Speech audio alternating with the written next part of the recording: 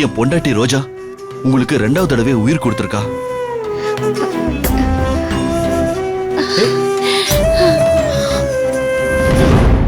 அதுக்காகவே என் பொண்டாட்டிக்கு நான் ஒரு ஸ்பெஷல் கிஃப்ட் வாங்கிட்டு வந்திருக்கேன்.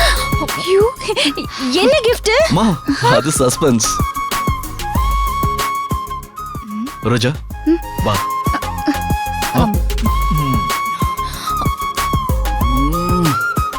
ரோஜா, நோ ப்ராப்ளம்.